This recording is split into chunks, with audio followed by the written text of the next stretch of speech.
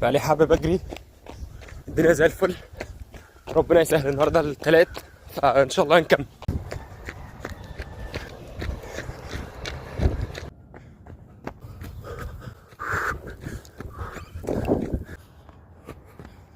مش عارف انا عديت كام لان انا ما كنتش مشغل اللوكيشن في الاخر، بس اتس اوكي. مبسوط بالنتيجه اللي عمال اوصل لها، والتعب اللي انا حاسه ما حسيتش الاحساس ده من زمان قوي بصراحه. فواحد عنده برد اصلا والدنيا بايظه، فعلى الله لا اله الا الله. صباح الفل. افتح اللوكيشن التاني واجرب، يعني الحمد لله الجو بدا يظبط اهوت. واو الحمد لله. اصلا على نعمه ان في نادي يلم الواحد. اي ثينك ان هو كده كده بس احسن من غيره، احسن من ما فيش خالص.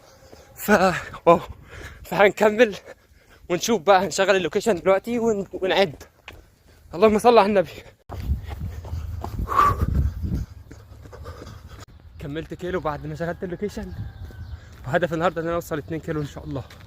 بالنسبه لاول يوم اتس اوكي. عسل قوي قوي قوي كمان. واو يا الله. الشمس طلعت والحمد لله. واو الموضوع تحفه بصراحه، وانا راضي جدا جدا جدا عن الريزلت، وهكملهم 2 كيلو ان شاء الله. اخيرا وصلت 2 كيلو الحمد لله بعد معاناه. اوف ان شاء الله بكره ما نغلطش نفس الغلطه، ونحاول نظبط التايمر اول ما نبدا على طول.